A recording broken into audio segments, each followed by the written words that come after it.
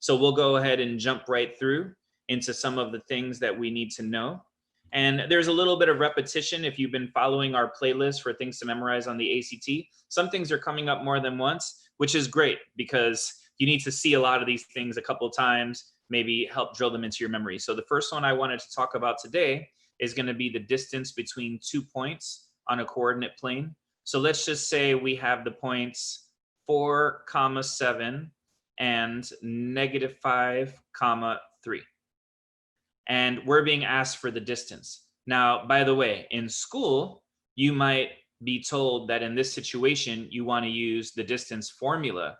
We at Grateful highly disagree with that view because we feel that the distance formula is the most confusing of all the formulas. And also, well, first of all, it involves addition, subtraction, exponents, radicals. It has all the things all at once that any of them can confuse us, especially when they're all put together at once. But what is the distance formula? The distance formula is what you get when you take coordinates and plug them into the Pythagorean theorem. So if you're someone who's familiar with the distance formula, you may kind of notice that we're doing the same operations anyway, just that we're doing them with a little less of the risk that we'll get something wrong. So if we have the points 4, 7, 1, 2, 3, 4, 1, 2, 3, 4, 5, 6, 7. So that's the point 4, 7, -5, 3, 1, 2, 3, 4, 5, 1, 2, 3. So here we have -5, 3.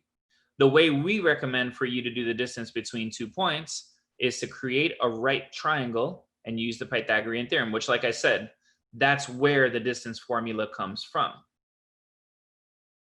So here's a right triangle. And now that right triangle is basically expressing the fact that this diagonal distance can be broken down to a vertical and a horizontal component. So in other words, in order to get from here to here, we have to first get from here to here and from here to here if we were only allowed to go straight up and down and straight left and right.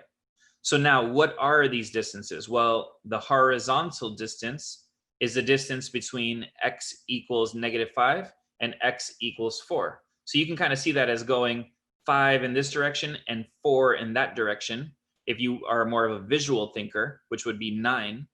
And we can also think of this as 4 minus -5. So when you want distance in a number line, you're going to want to do subtraction of the bigger minus the smaller. And if you're sort of really someone who's really well aware of all this kind of thing, then you'd know that that's what absolute value is for being able to subtract without ever getting a negative answer. But 4 minus -5 is the same as 4 plus 5, which is also 9. So now the vertical distance could be thought of as 7 minus 3, like we just said, or you could kind of count it off here because it's that easy. But that's a distance of 4. So now to get that distance, we'll just go ahead and use the Pythagorean. A squared plus b squared equals c squared for a right triangle. Most important thing about the Pythagorean is that the hypotenuse has to be c. If you're ever dealing with a harder question where maybe you're given the length of the hypotenuse. And so that's 4 squared plus 9 squared equals c squared. 16 plus 81 equals c squared. And I wonder what calculator guy thinks about all this.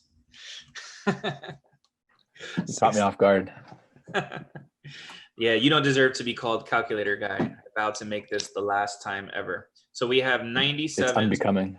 Square, yes, exactly, of your level of amazingness, which is extremely high. Square root of both sides is 9.8.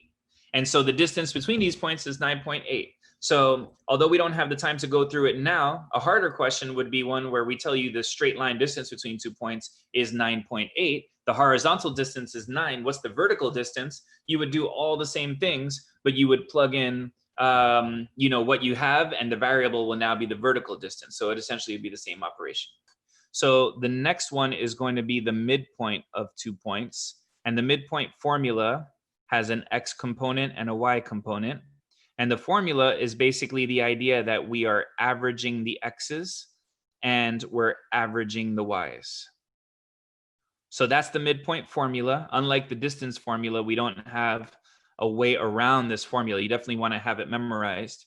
So just, nice and easy. If I said find the midpoint of, and I just give you 2 points, 1, 2 and 3, 4, nice and easy.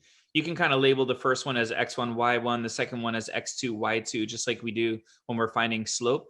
And then just go ahead and plug them in. So the midpoint would be, x1 plus x2 over 2, y1 plus y2 over 2. And as you solve those, 4 over 2 is 2, 6 over 2 is 3, and we just found the midpoint.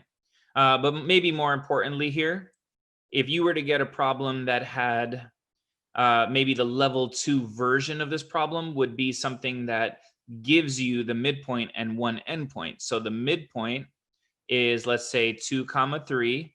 One endpoint of a segment would be, let's say, -1, 5, with better handwriting than that, -1, 5. And then the question would say, find the other endpoint. And so we can take the same formula and plug in everything we know. So we know the midpoint is 2, 3. We know one of the endpoints is -1 and 5, but we can keep the rest of the formula the same way it already is. And when we're doing this kind of a question, we need to realize that this x value was produced by this part of the formula. Therefore, they go together. 2 equals -1 plus x2 over 2. And we can solve for x2. Multiply both sides by 2. Add 1 to both sides. And we found x2. In other words, we found the x value of the other midpoint. And now we can do the same thing for the y value. We can realize that this 3 was produced by this part of the formula. So we can pair those up together.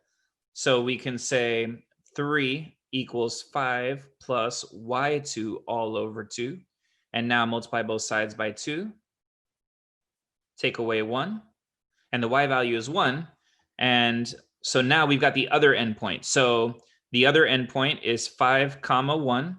And so if you have a segment that has an endpoint at -1, 5, another endpoint at 5, 1, just noticing the similarity of those numbers, the midpoint is 2, 3, and we completed the story there.